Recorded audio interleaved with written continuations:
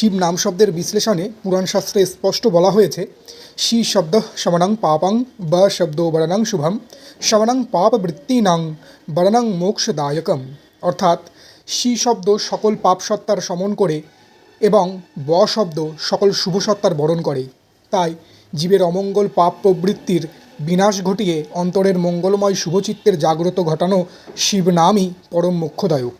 আবার উপনিষদ বলছে, না শিবং বিদ্যতে কিঞ্চিত না চা শিবাৎ পরম পদম, যার অর্থ শিব ছাড়া আর দ্বিতীয় কোনো কিছুরই কিঞ্চিত মাত্র অস্তিত্ব বিদ্যমান নেই, আর না তো শিবের ঊর্ধ্বে আর কোনো পরমপদরূপী অটল সত্য রয়েছে।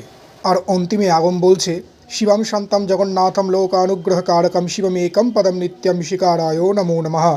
অর্থাৎ শিবই সেই শান্ত পরম সত্তা ও সমস্ত জগতের নাথ জগন্নাথ, যিনি জগতের সকল জীবের ওপর কৃপাপূর্বক অনুগ্রহ প্রদান করেন।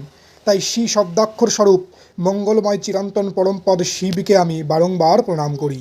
সুতরাং শিব নাম কেবল একটি পুরাণ শাস্ত্রের দেবতার নাম নয়, এটি সর্বত্র বিদ্যমান পরম সত্য চৈতন্য স্বরূপ ব্রহ্মতত্ত্বের নাদ শব্দ, যা আমাদের অন্তরের অজ্ঞানকে হরণ করে আত্মাকে পরম সত্যের সাথে একাত্ম হবার সদ্বুদ্ধি চেতনা প্রদান করে। তাই শিবের নাম জপ ও পূজা ভক্তি মানে নিজের ভেতরের অন্ধকারকে বিলীন করে নিজেকেই শিবতত্ত্বে প্রতিষ্ঠিত করা। তাই প্রতিটি নিঃশ্বাসে অনুভব করুন এবং সদা মুখে উচ্চারণ ও হৃদয়ে স্মরণ করুন এই পঞ্চাক্ষর মন্ত্র ওম নমঃ শিবায়, যা আত্মাকে শুদ্ধ করে, চেতনাকে জাগ্রত করে আর জীবকে শিবস্বরূপে প্রতিষ্ঠিত করে পরম শান্তি ও মোক্ষ প্রদান করে। হর হর মহাদেব।